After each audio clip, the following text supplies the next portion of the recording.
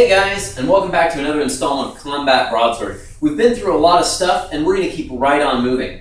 Today we're going to talk about attacks, because we've been talking a lot about methods of defense. Basic defense, head wraps, yielding blocks, all sorts of stuff. And in and amongst that, obviously you've been throwing cuts on an opponent, but those have been what we call simple attacks. You start over here, you lead with the hip because it's taichi, you keep the elbow tucked, and you cut.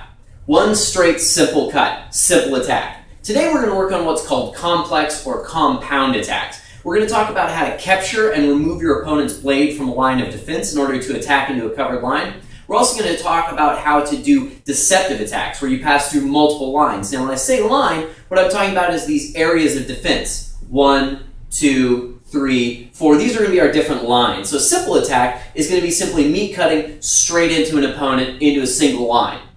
A complex attack is either going to be me removing their blade and then continuing, or cutting into one line, and when the opponent moves to defend, shifting and cutting into the line either their blade just left or another alternate line in order to deceive that defense on their part and arrive despite the fact that they successfully defended. Okay? So there's going to be some definite right and wrong ways to do this.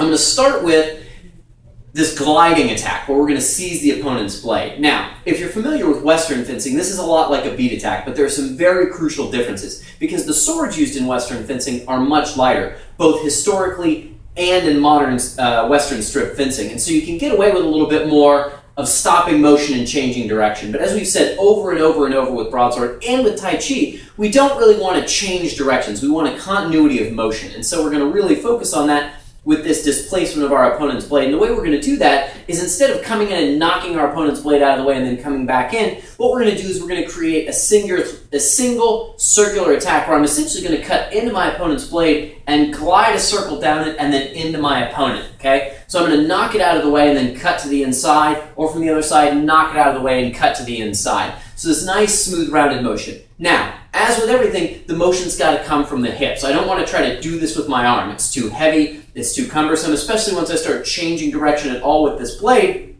I'm not going to be able to keep up if I'm trying to do it with my arm and my shoulder. Even if I'm strong enough to pull that off a couple times, I'm going to fatigue very quickly. Once I get tired, assuming I haven't already finished off my opponent, I'm going to be in a lot of trouble, okay? So I'm going to bring Tom out, and we're going to show you what this attack looks like, okay? So Tom's just going to strike his basic ready position, and what I'm going to do is I'm going to show you this attack from both sides. Now I'm going to go very slowly, which is how you should practice to make sure you do the motion correctly. So Tom is just in his basic ready posture. And what I'm going to do is I'm going to open up this line to the outside and then cut back in, because if I simply cut in from this side, obviously, he's already in a defensive position. If I cut in from this side, it's very easy for him to close that line. But if I get inside that blade, what I'm going to do is from here, I'm going to cut basically towards his sword, and as I do that, I'm going to make this swooping arc, and you can see how I skip that blade off, and you can see how his blade is displaced to the outside, leaving my blade in here for the cut, which done a little more quickly, you can see what that does is that very strongly clears his blade. You'll notice that I don't cut, come back, because if you watch what happens, if Tom tries to recover from that, you can see how much time he has in there. However, if I have this nice arcing cut, I'm already at the inside. Now I can do that to the other side as well. I'm just going to arc in this way, and you can see how that very easily, I'm clearing his blade and then just turning in a little bit to get to the inside. But there's still that, from here, an arc of movement, okay? So that's going to be our blade clearing effort, okay? Now, the other way we can do a complex or compound attack is I can change lines. I can start this cut, and rather than allowing Tom to intercept, I can change lines. So what that's going to look like is, as I come in, I'm going to roll over and cut either into the line he just left, come in and come down to a leg. I can even come in and simply drop under the attack to below the leg. However, the concept of that is very simple. The execution of that can be a little more complex, because again, we're dealing with a heavy sword. I can't just whip this blade all around with my wrist and hope that it's going to make it. What I have to do is I have to create diminishing circles, okay? I have to keep the attack constantly in forward motion. I don't want to start, stop, change, and renew. That takes too long. It's too slow. So what's going to happen is I'm going to originate with the wrist or with the waist. I'm going to allow that to flow into the shoulder, starting this cut. But what I'm going to do is, you'll notice that I haven't extended this wrist. Diminishing circles. The waist has activated, but the elbow and the wrist are still collected, which allows me to simply roll that wrist over and draw with the waist, and then complete the attack with the wrist. So I'm reserving this final cut. what I'm doing is I'm chambering that attack from back here, starting an attack. Where do I want to go? Now, even if Tom starts to chase back this way, if I've still got that wrist chambered, I can change again. Now, with the broadsword, it's tough to get through more than about 2 or 3 lines. With a lighter weapon like a chuan or some of the more Western fencing styles that are much, much lighter weapons, you can change through 4 and 5 lines of attack. But really with a Dao, if it gets that far, go ahead and let your opponent intercept, yield back, and then continue, because trying to chase that far is going to leave you open to too much counterattack, okay? But so very simply, I can come in and roll over. Now, you'll see that I'm still doing that with my hip. I'm coming in and pulling with the hip to activate that wrist. So I've got this hip motion to make that attack connect, okay? Even if I drop, I come in, and I'm going to sink and pull that down with the hip, because I always want to be pulling with the hip. This Tai Chi, it all comes from the Dantian, okay? So, diminishing circles. Originate with the hip, but hold the wrist back. Now, here's the other really important part.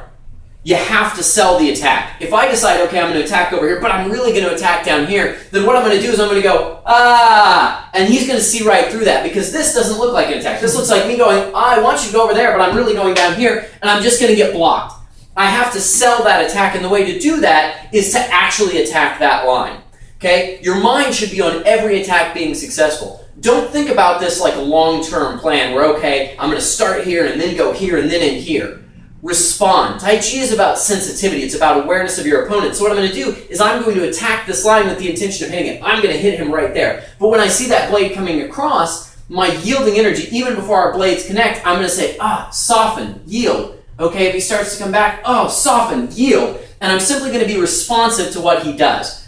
In order to build that, you have to practice this very, very, very slowly. Okay? There's a real urge to try to rush it, to deceive your partner. And as a partner, there's a real urge to try to chase the blade and catch it and show, haha, I got the defense off. Don't do that. Do the drill correctly, practice very, very slowly, and work with those diminishing circles. And that will really allow you to build this fluidity and this ability to be responsive. And as the partner doing the defending, what you want to do is sometimes you don't even want to make the initial block. Allow them the opportunity to arrive in the first line, because what you're going to see there is if they're thinking too far ahead, they're going to start that attack. You don't block, but they move anyway. And what that tells both of you is you're planning too far ahead. You're not making the initial attack. So the way that would look is, if Tom makes an attack here and I start to defend, he wants to roll into another line. He's going to roll into another line and hit. He attacks here, I defend, he rolls into another line and hits.